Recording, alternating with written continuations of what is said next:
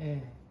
씨앗은 오늘은 이제 주로 이렇게 종묘가 있고 씨앗과 영양차가 있는데, 오늘은 주로 이제 씨앗 관련된 것들을 할 텐데, 완숙을 시키는 게 가장 중요하고, 오이라든지 뭐 가지라든지 이런 걸 설명했을 때 완숙이 돼야 된다는 말씀을 드렸어요. 근데 완숙이 될 조건이 못 된다라고 하면 별도로 후숙이라는 과정을 거칩니다. 예를 들어서 우리가 이제 가을에 돼서 계속 줄강낭 콩들은 계속 달리고 있어요. 꽃이 피 계속 달려요. 근데 내일 모레면 서리가 내린다고 그래요. 그러면 아직도 꼬투리가 초록색인데 얘네를 어떻게 해요? 후숙을 시키면 돼요. 뿌리째 뽑아서 보관을 하면 식물체 안에 있는 모든 양분을 그 씨앗을 숙성시키는 데 쓰게 됩니다. 그래서 별도로 후숙이라는 과정을 통해서 종자를 완숙을 시키는 방법이 있어요. 우리가 토마토도 마찬가지죠. 토마토가 있는데 이게 내일 모레 서리가 내려서 씨앗을 받을 수 없어요. 그럼 푸르딩딩한 토마토도 캐서 따서 이렇게 따로 보관하면 빨갛게 익습니다. 그러면 씨앗이 숙성이 돼요. 동시에. 그래서 이제 완숙과 후숙을 거치게 되고, 그 과정에서 마른 씨앗과 마른 열매라고 하죠. 마른 열매와 젖은 열매가 있어요.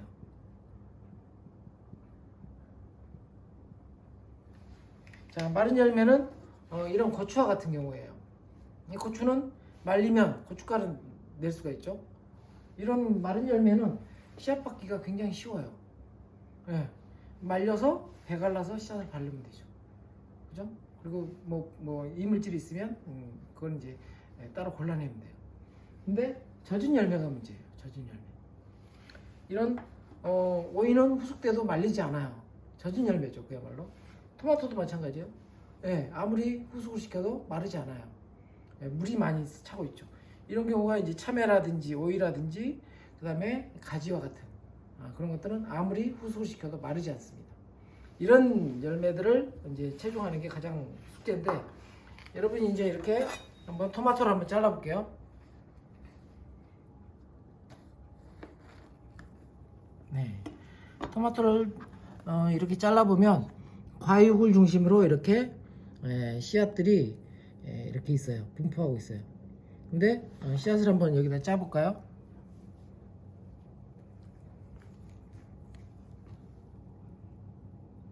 네. 씨앗을 이렇게 짜보면 대개가 젤들이 씨앗을 이렇게 둘러싸고 있는 게 보여요. 이 젤들을 제거하는 게 이 젖은 열매의 씨앗 체종의 가장 핵심입니다.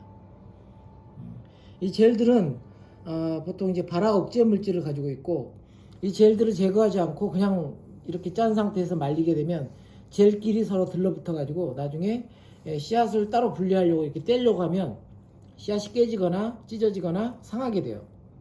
그래서 젖은 열매의 관건은 이 젤을 없애는 겁니다. 자, 한번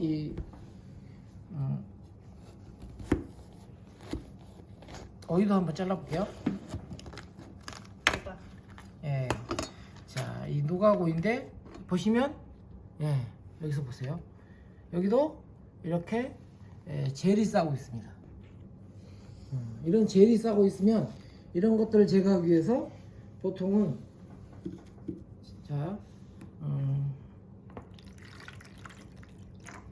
이렇게 물을 좀 받아 놓은 상태에서 이 토마토를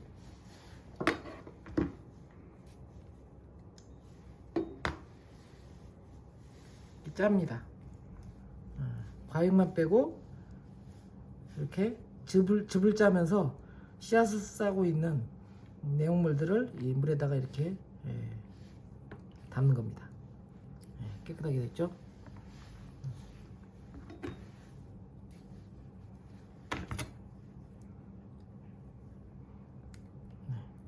이렇게 짜서 하루 정도,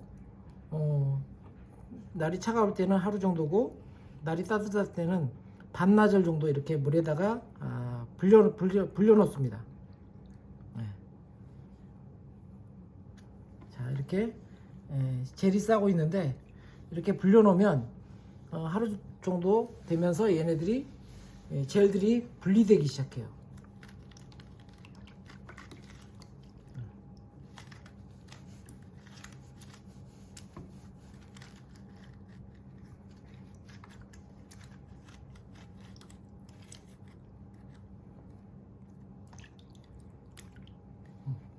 깨끗하게 됐죠? 보면 이제 열매는 씨앗들이 여기는 숙성된 애들이고 여기는 미숙된 씨앗들이 아직도 있어요. 이거는 이제 이런 것 여기가 완벽하게 다 숙성된 씨앗으로 하고 싶다 그러면 이 노각 상태에서도 얘가 물렁물렁해지도록 과육이 물렁물렁해지도록 더 후숙을 시키면 여기에 있는 씨앗들도 숙성이 됩니다.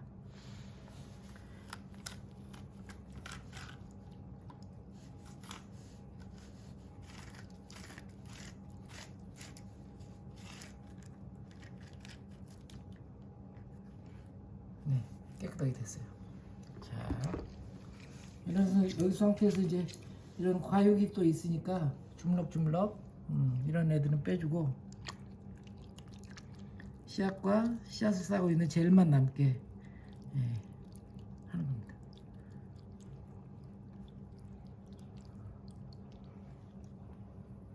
자, 보면 이제 지금은 가벼운 씨앗들이 이렇게 뜨는 것들이 볼 수 있어요. 근데 아직은 젤 때문에 뜨는 애들도 있기 때문에 어느 게 숙성된 씨앗이고 어느 게 미숙된 씨앗인지 알 수가 없어요.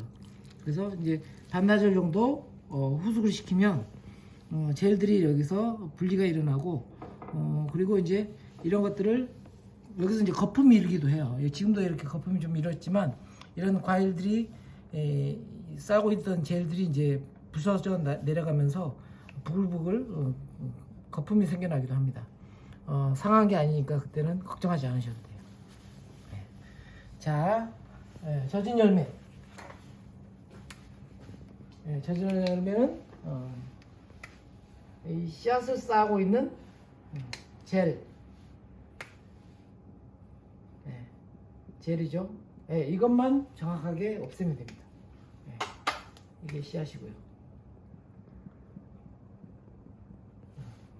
아까 젤은 발화 억제 물질이기도 하고 또 얘가 말라서 건조시켰을 때 씨앗끼리 서로 들러붙게 해서 따로 이제 씨앗을 분리해서 이렇게 심고자 할 때 이게 그 씨앗이 상하게 하는 그런 부분이에요. 그래서 이걸 무너뜨리게 하는 것은 이렇게 이제 하루 정도 숙성시킨 다음에 나중에 집에 있는 이제 그 채반 있죠? 그 뭐죠? 채가 있어요. 채 지금은 이게 좀 굵은 채라서 테스트하기는 좀 애매한데 채에다가 이렇게 이걸 부으면서 수도를 틀어놓고 여기서 흔들흔들 이렇게 손으로 이렇게 저어주면 젤들은 밑으로 빠지고 씨앗은 이 위에 남게 됩니다. 이런 식으로 해서 깨끗하게 씨앗을 채종하시고요. 그 다음에 이제 해야 되는 일들이 건조의 과정이에요.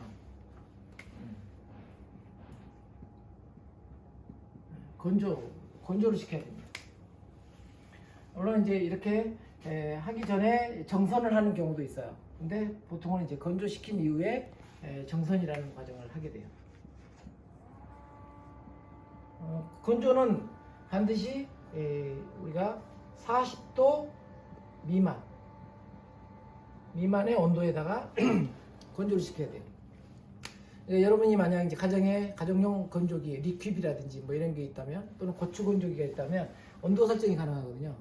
근데 온도를 40도 이상으로 올리게 되면 씨앗이 이게 볶아집니다. 생명이 떨어져요. 그래서 반드시 40도 미만이고요. 농지청이나 이런 데는 이보다 훨씬 더 낮춰서 20에서 25도에다가 건조를 합니다. 그러니까 바람으로만 건조시킨다고 보시면 돼요. 건조는 이제 햇빛을 쬐고 해도 되고요. 햇빛이 없는 그늘에서 해도 되는데 사실은 이제 이 건조 정도를 알기 위해서는 습도계가 있어야 되는데 습도계가 쉽지 않아요. 그래서 간이로 이제 이게 완전히 건조되는지 안 되는지를 아는 방법이 있는데 씨앗이 배추씨나 이런 것처럼 동그란 씨앗들은 동그란 씨앗이 있고 오이씨처럼 이렇게 길다란 씨앗이 있어요. 이 동그란 씨앗은 조그만 망치 있죠. 망치 같은 걸로 탁 때려봅니다. 파삭하고 깨지면 잘 된 거예요. 근데 짜부러진다, 깨지지 않고 뭉개진다, 그러면 더 건조를 시켜야 되죠. 오이 같은 경우는 손으로 잡고 이렇게 꺾어요. 기역자로 꺾어보면 툭 부러지면 건조가 잘 된 거죠. 근데 기역자로 꺾여서 구부러진다, 건조를 더 시켜야 되는 거예요. 이게 보다 더 확실한 방법이에요. 안 그러면 우리가 이제 습도계 산다고 해서 습도계 사면 보통 한 50만 원 하거든요. 네. 이런 방법, 망치로 때려보거나 이렇게 구부려보는 것, 기역자로 구부려보는 것, 이게 부러지는지 아니면 꺾이는지 이런 정도로 하시면 되고요. 그 다음에 이제 정선의 과정을 거칩니다. 정선이라는 것은 그 안에 씨앗과 같이 있는 건물들 뭐 이런 것들을 제거하는 거예요. 그러니까 여기에 우리가 젖은 열매를 이렇게 후숙을 시켜서 그 다음에 물에다 담아서 젤을 이렇게 분리하는 것도 하나의 이제 정선의 과정이라고 볼 수 있는데, 그 외에 이제 많은 열매들은 뭐 이파리 찌꺼기라든지 뭐 이런 것들이 굉장히 많이 들어가요.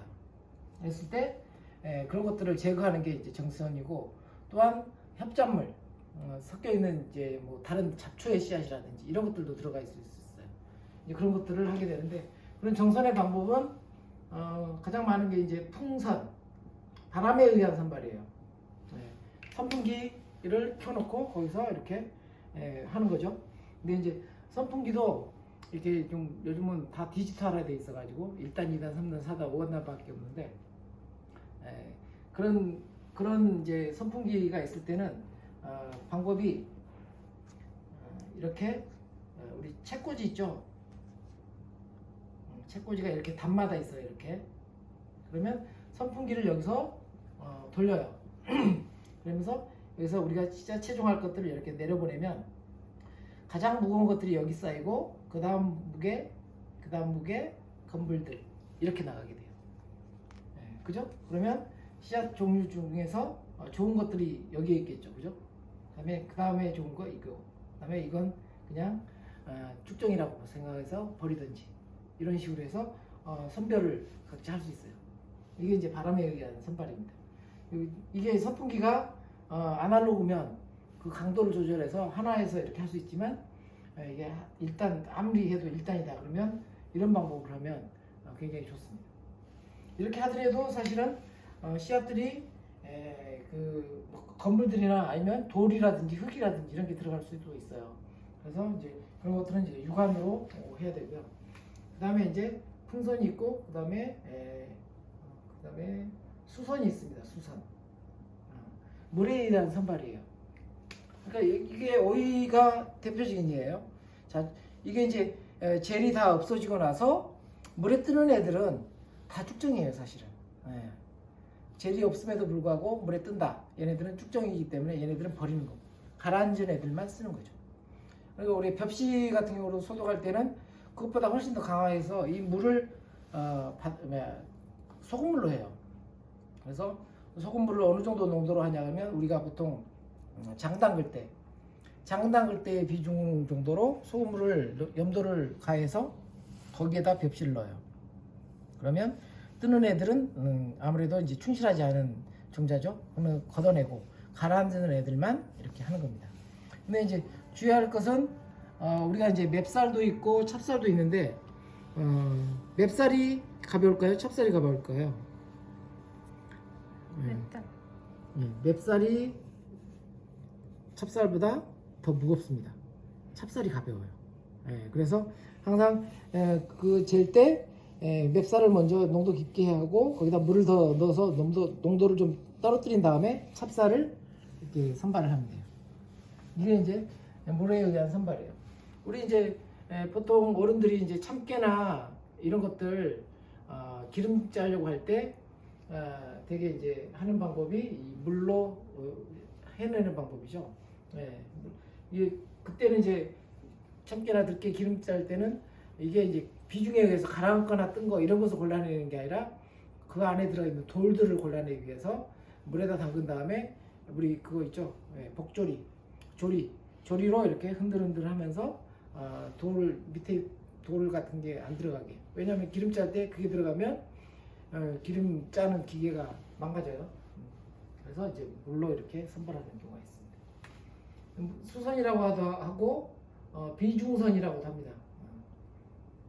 비중이 무거운 것들은 가라앉고 비중이 가벼운 것은 뜬 비중선이라고도 하죠. 그 다음에 이제 크기 선발. 크기 선발 같은 경우는 대개가 이제 씨앗 중에서 이게 큰 게 아무래도 알차죠. 무게하고 크기가 같은 것도 있지만 서로 상반되는 것도 있기 때문에 크기 선발을 이제 별도로 하는데, 크기 선발은 우리가 알듯이 채를 이용합니다. 채. 우리 부엌에서 뭐 밀가루 이렇게 할 때 이렇게 채질하죠. 채 규격을 다양한 규격을 둬야 돼요. 그래서 그 씨앗이 딱 빠질 만한 것, 또는 그 씨앗이 딱 그 위에 올라갈 만한 것, 그런 것들을 활용하기 위해서는 채 구멍이 다양한 것들을 여러분들이 갖추고 계셔야 돼요. 그래서 만약 뭐 상추를 선발한다 그러면 두 개의 채를 이렇게 같이 놓고 할 수도 있어요.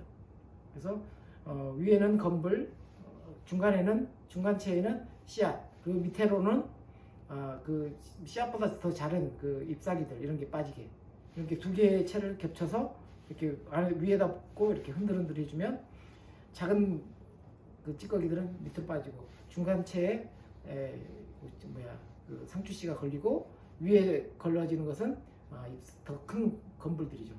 이런 식으로. 그래서 다양한 크기의 채를 가지고 있으면 이 크기 선발을 통해서 건불이라든지 이런 이물질들을 제거하고 씨앗만 이렇게 받을 수가 있습니다. 그 다음에 마지막으로 있는 게 이제 모양 선발이에요. 이건 대개가 이제 모양이 동그란 거. 이건 대표적인 게 이제 콩이에요, 콩.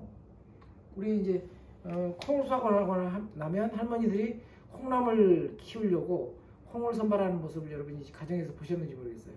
쟁반에다 놓고 콩을 이렇게 살짝 쟁반을 기울이면 동그란 애들만 땡글땡글땡글 굴러 떨어집니다. 동그란 애들이 제대로 된 애들이죠. 그래야 콩나물이 제대로 고르게 이렇게 잘 자라거든요. 그런 게 이제 모양 선발이에요. 그 모양을 봐서 해야 되고요. 그 다음에 이제 모양 선발 중에서 이제 색채 선별을 하는 경우도 있어요. 색채 선발. 여러분 이제 콩을 이렇게 보면 콩에 보라색 얼룩이 있는 게 있어요. 이건 자반병이거든요. 이건 자반병이에요. 그 다음에 무늬가 막 이렇게 들어가면서 검은 얼룩이 진다든지, 검은 얼룩 또는 이제 갈색, 이런 얼룩이 생기는 게, 이런 모양으로 생기는 게 있어요. 이건 모자이크 바이러스예요.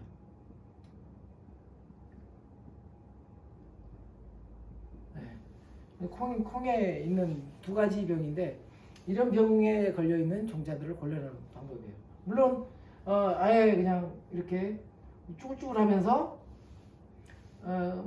미라처럼 되어 있는 것도 있어요. 이것도 미라병이라는 게 있어요. 콩에. 콩 보면 이제 딱 미라병이라고 하면 익숙하지 않겠지만, 이게 미라병이구나, 콩을 보면서 아마 발견할 수 있을 거예요. 약간 회색 곰팡이 킨 것처럼 되면서 쭈글쭈글해진 애들, 미라병이에요. 이런 것들을 잘 골라내기 위해서는 주로 이제 모양 선발, 색채 선발을 하게 됩니다. 자, 이런 정선의 과정이 모두 갖춰졌으면 이제는 이제 보관에 들어가게 돼요. 종자는 기본적으로 수명이 있어요. 수명이 있어서 상온에 저장할 때 수명이 짧은 게 있고 수명이 긴 게 있어요. 그래서 보통 이제 5년 넘게 이렇게 수명이 긴 애들은 뭐 배추라든지 참외씨라든지 오이씨라든지 이런 건 수명이 길거든요. 근데 상대적으로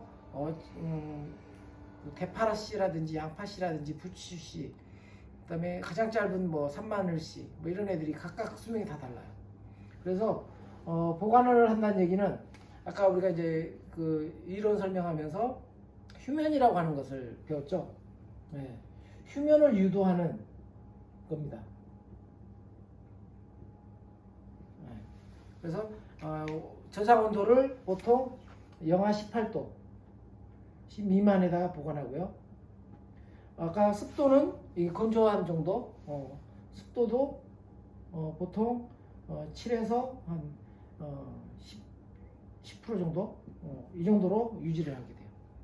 이렇게 유지하려면 보관을 잘해야겠죠. 그러니까 냉동 보관을 당연히 해야 되고, 근데 냉동고가 우리가 정자 보관용 냉동고만 있는 게 아니기 때문에 이 열고 닫을 때 습도에 대한 것들이 굉장히 민감해져요. 그래서 보통 이제 종이봉투에다가 씨앗을 저장을 하죠. 그래서 여기다가 이제 이름을 쓰죠. 뭐라고 쓸까요? 무릉배추. 그리고 최종 연도는 2021. 입북동에서 촬영했으면 입북동. 이런 식으로 이제 이름을 다 쓰고, 우리 밀폐용기 있죠? 락앤락. 락앤락에다 이 봉투를 하나씩 이렇게 넣습니다.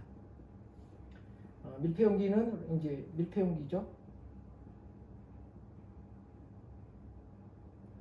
용기를 넣고, 이 밀폐용기 안에다가 이 종자만 넣는 게 아니라 여기다 실리카겔을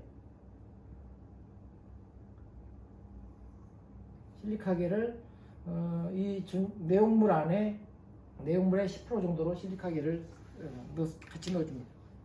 건습제죠. 이 실리카겔 뭐 인터넷 구매를 통해서 이렇게 조그만 봉투로 된 거 굉장히 많이 살 수 있거든요. 그래서 이렇게 같이 넣어놓고 냉동 보관을 하게 됩니다. 근데 냉동 보관하고 이후에 이제 사용할 때 굉장히 주의를 하셔야 되는데, 냉동고에서 꺼내자마자 바로 밀폐용기를 열면 안에 있는 씨앗 봉투가 종이 봉투라 하더라도 이게 주변 온도보다 훨씬 낮기 때문에 이슬이 맺혀요. 그러면서 씨앗에 수분이 닿으면 씨앗이 이 유도된 휴면에서 깨어날 수도 있습니다. 그래서 여러분들이 주의할 것은 밀폐용기 종자를 사용해야 된다고 하면 밀폐용기를 하루 전에 꺼내놓는 거예요. 미리. 또는 이제 반나절 정도 꺼내놔도 돼요. 그래서 여기 바깥에 이 밀폐용기에 이슬이 맺히겠죠. 이슬이 맺히면 이 이슬이 다 없어졌을 때 이렇게 만져보면 알죠. 이슬이 없으면 이 안의 온도하고 바깥 기온이 일치된 거예요. 그때 뚜껑 열고 봉투 열어서 사용할 거 사용하고 다시 닫고 이렇게 넣어놓으시면 됩니다. 아니면 아예 이제 보관 방법을 두 가지로 할 수도 있어요. 하나는 장기 보관, 하나는 단기 보관. 장기 보관은 절대 열어보지 말고요. 단기 보관은 그때그때 쓸 정도로 편하게. 장기는 이제 5년 이상, 단기는 뭐 한 5년 미만이니까 아무 때나 꺼내 써도 되게 이렇게 따로 분리를 해서 이렇게 보관하는 것도 좋은 방법입니다. 네. 이상입니다. 네, 질문 하나 해도 될까요? 네. 네. 이 지금 오이 불려놓은 거랑 네. 얼마간 불려놔야 됩니까? 날씨가 따뜻할 때는 반나절 정도 하면 되고요. 네. 날씨가 서늘할 때는 하루 정도. 네. 됩니다. 그렇게 그리고 네, 해서 소쿠리다가 뺐는데 네. 그럼에도 불구하고 얘가 말랐을 때 서로 엉겨붙은 현상이 있으면 네. 그건 어떻게 해결해야 될까요? 여기서 이제 체에다가 받쳐서 물을 계속 흘려보내면서 이렇게 흔들흔들 이렇게 씻어주면 젤들은 100% 빠집니다. 다. 그래서 다시 붙는 일은 없어요. 그리고 젤이 붙어 있는 것은 확인이 금방 육안으로도 확인이 되잖아요. 그런 애들은 따로 이제 손톱을 이용해서 이렇게 까도 쉽게 까질 수 있기 때문에 하고요. 이건 근데 토마토는 손으로는 도저히 안 됩니다, 사실은. 그래서 이제 토마토가 완전히 이게 젤이 벗겨졌는지 안 됐는지를 확인하는 방법은 이 토마토 씨앗은 털이 있거든요. 털이 보이면 얘가 젤이 벗겨졌구나 라고 생각하시면 돼요. 토마토 씨앗에 털이 안 보이면 아직도 젤이 싸고 있는 거예요. 젤이 싸고 있으면 딱딱하지 서로 엉겨붙잖아요. 말랐을 때 네. 만약에 한다고 했는데도 불구하고 이렇게 지들끼리 붙어 있다. 네. 그럼 젤이 안 벗겨진 거잖아요. 네. 그럴 때는 어떻게 해야 될까요? 그걸 강제로 이렇게 떼어내려고 하지 말고 그 네. 두 개를 다 파종하시면 되죠. 그 붙어 있는 거를 네. 붙어 있는 그렇죠. 채로 네. 다시 물에다 불리면 안 되나요? 다시 물에다 불리면 그때 조건에 따라서 얘네들은 지금 현재 자발적인 휴면 상태잖아요. 네. 근데 그때쯤 되면은 한참 후라서 얘네들이 자발적 휴면이 깨진 상태일 수도 있어요. 그러다 보니까 물 속에서 발화를 해버리죠. 네. 네.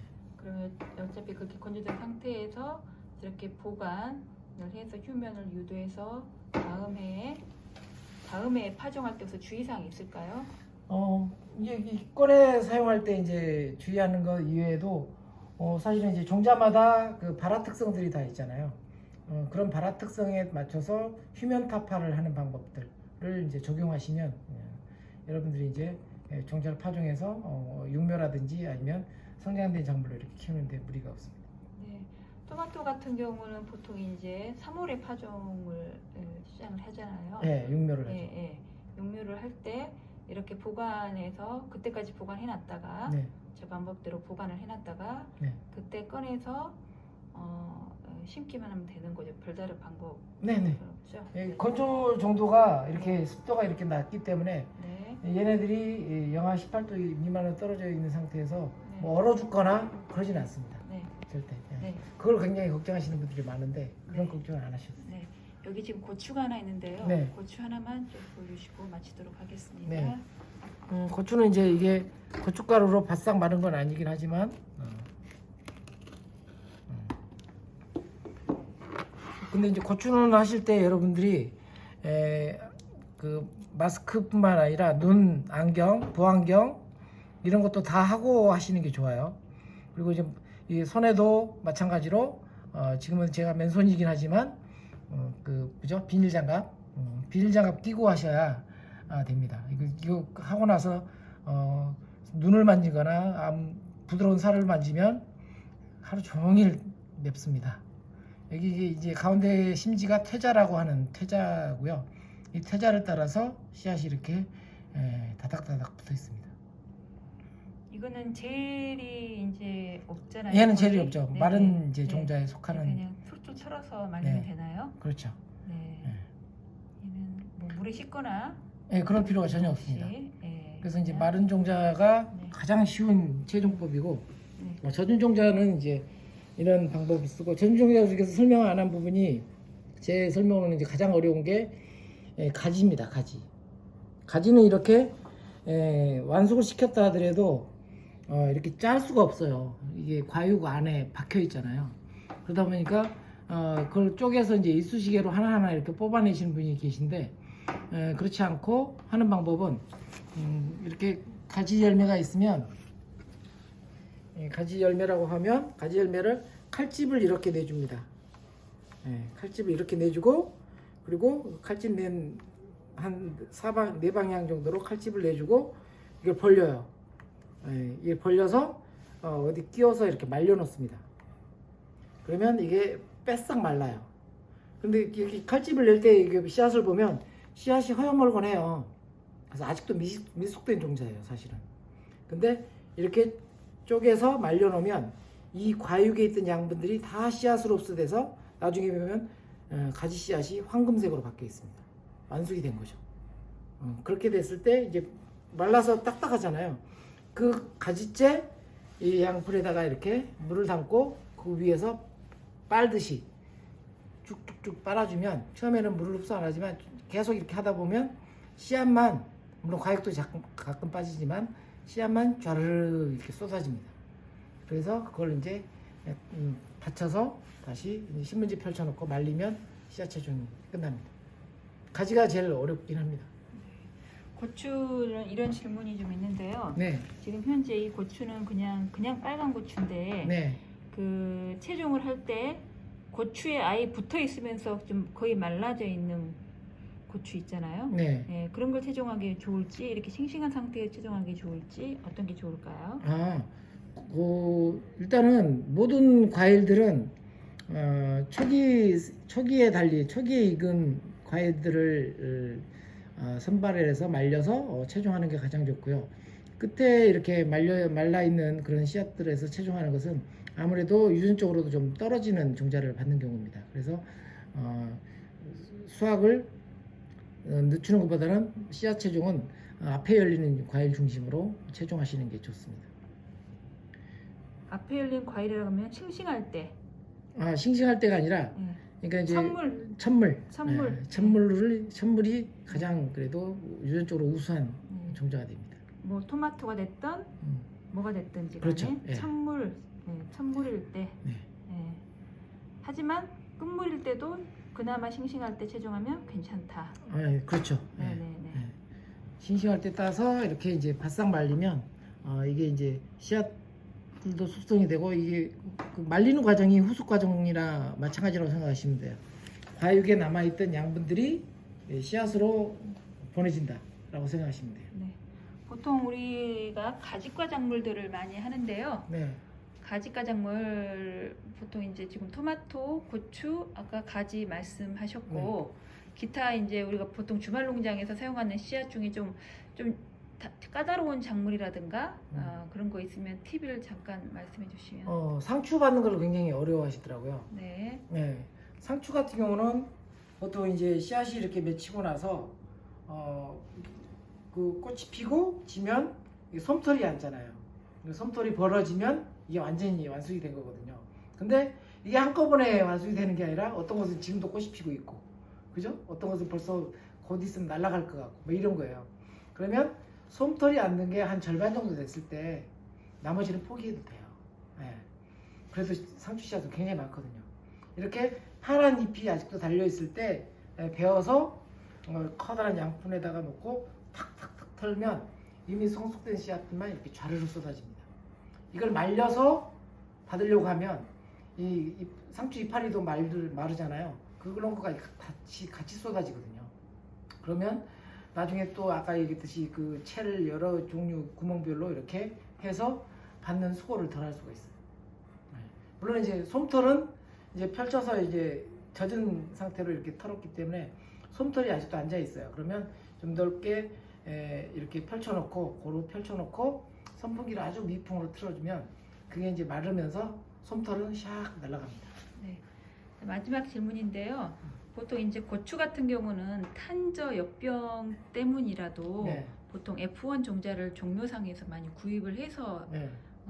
용묘를 하잖아요. 네. 그럼 체종에서 하는 거하고 이렇게 구입한 거하고 안정성이라든가 네. 어떻게 장단점을 좀 구별할 수 있을까요? 아까 이제 강의에서도 얘기했는데 이렇게 이제 토종 작물들은 주로 이제 많은 질병들에 대해서 고루 내성을 갖춘 특성들이 있어요. 물론 이제 병이 안 온다고 그러면 거짓말이고 병이 오긴 오지만 부분적으로 오는 거지 전면적으로 이렇게 병이 돌지는 않거든요. 근데 이제 F1 육종한 종자들은 이런 그 토종과 같은 어떤 수평 저항성들이 별로 없기 때문에 병이 오면 한꺼번에 옵니다. 그런 단점이 있는 게 F1 종자들의 특징이에요. 물론 이제 우리가 종자 중에서 F1 종자들이 가장 많은 게 이제 고추 작물하고 배추 무 종류예요. 그리고 그 외에 또 이제 토마토라든지 이런 애들도 있고, 근데 우리가 이제 흔히 아는 아까 얘기했던 상추라든지 그다음에 경제 작물이 아닌 작물들 있죠. 그런 작물들은 대개 F1 육종으로 이렇게 종자를 생산하지 않습니다. 그래서 그 중에는 선발 육종한 토종 중에서 좀 좋은 것들을 이렇게 선발해서 육종하는 그런 방식을 채택한 게 있기 때문에 그런 작물들은 씨앗을 받아서 여러분이 계속 유지해도 됩니다. 특히 이제 여러분이 종자상에 가서 이렇게 보다 보면 지명이 들어가 있는 종자가 있어요. 뭐 뚝섬 적충명상추라든지 소호무라든지 아니면 뭐 이런 것들, 그렇게 지명이 들어간 종자들은 대개가 다 토종입니다. 그리고 이제 일부러 그걸 속이기 위해서 이름을 붙여놓은 것도 있더라고요. 재미있게. 청정한 궁중무. 이게 이제 단무지무거든요. 근데 그게 원래 청수 궁중무예요. 근데 이제 그 이름을 약간 좀 패러디한 건지 어쩐지 모르지만 청정한 궁중무라고 해서 이름을 팔더라고요. 그래서 아무튼 좀 우리가 모든 작물이 다 이렇게 F1으로 바뀌진 않았고, 그래도 이제 조그만 종자 회사들, 큰 종자 회사들은 되게 이제 F1을 선호하지만 조그만 종자들은 토종을 선발 육종해서 그 중에서 좀 좋은 것들을 생산해서 판매하는 종자 회사도 있기 때문에 여러분이 미리 한번 씨앗을 받아서 그런 작물이라 하더라도 씨앗을 받아서 이렇게 심어보고 그리고 이제 그 안에서 이제 토종의 가치를 한번 느끼는 시간을 여러분이 가져봤으면 좋겠습니다. 네, 감사합니다. 네, 감사합니다. 이것으로 강의 마치도록 하겠습니다. 수고하셨습니다. 네.